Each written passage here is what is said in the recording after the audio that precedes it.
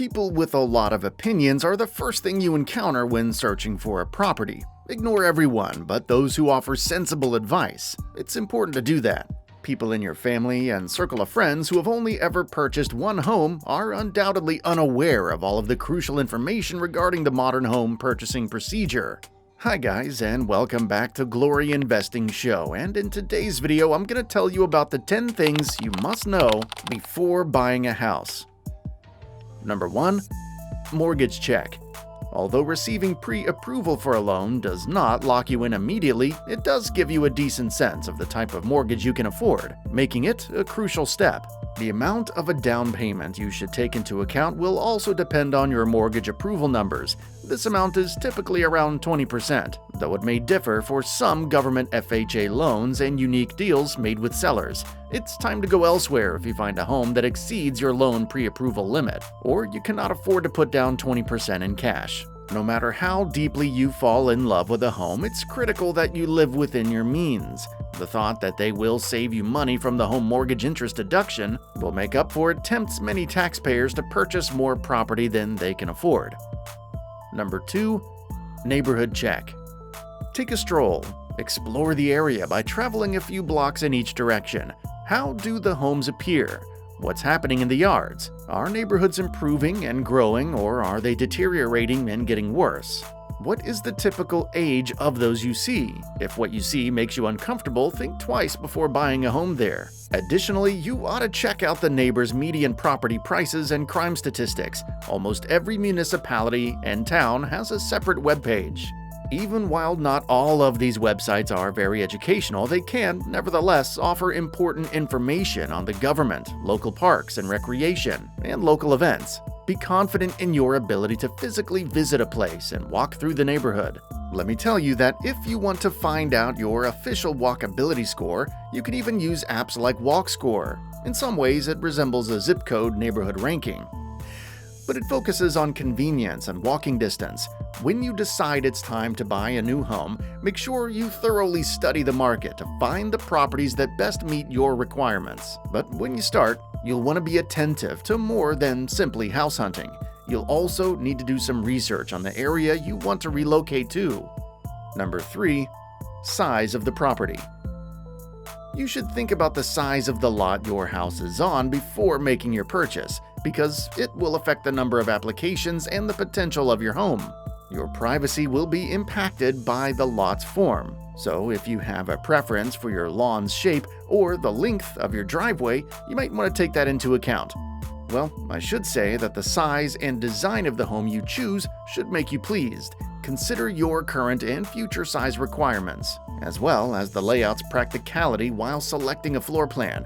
Remember that when your family grows and your household gets bigger, your demands could change. Number 4. Price.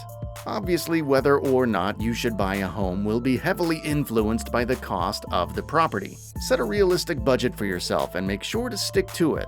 To make a choice that will suit your finances and aspirations, take into account all closing charges and costs related to making an offer. There are generally always considerations outside of asking price when buying a single-family house because it's a substantial financial commitment. Consider how every expense will affect your finances, and be steadfast in your choice of price range and monthly mortgage payment. Number 5. Maintenance. Your budget should account for the cost of maintaining the house. Some tasks could be merely aesthetic and simple to finish. More resources and time may be needed for other projects. Here, it's important to note that the price of repairs and maintenance will depend on the home's age and condition at the time of acquisition. You're probably compiling a list of all the things that could use some assistance as you look around the house, either on paper or in your head. Number 6. Number of bedrooms. While some families like their children to share bedrooms, others choose separate bedrooms for each child to accommodate various bedtimes and study routines. It's ideal to have a bedroom designated as a guest room if you frequently get long-term guests. Frequently, an extra bedroom serves as an office, den, and playroom for children, or gym. To make the best decision both now and in the future, think about how you plan to use the bedroom space. Number 7. Number of bathrooms. For many homeowners, the number of bathrooms in a house might be a crucial consideration. Think about how many individuals, including visitors, will use each restroom. Make sure you can live with the arrangement if there's only one bathroom, in case renovation is not an option. Even though some bathrooms might not have a tub or shower, newer homes typically contain 2 or more bathrooms. Number 8. Kitchen layout. The kitchen's design influences how well the room works. You might want to take into account a more open kitchen plan if you frequently gather in the kitchen. A tiny or covered kitchen can be adequate for you if you don't cook frequently. In order to help you make decisions, give some thought to how important the kitchen is to you and your family. A small kitchen might be sufficient if only one person is responsible for all the cooking for just 2 people. Perhaps an additional room would be nice for parents who are educating their kids to prepare healthy meals. Number 9. Age of the house. Some homes that match all of your needs may have been built decades ago, and if you're not looking to modify them, the age of the property is a consideration when purchasing a home. Although an older home may have a certain allure, it may also require additional updates, repairs, and improvements. Make sure you have the time and the money for renovation improvements if an older house catches your eye.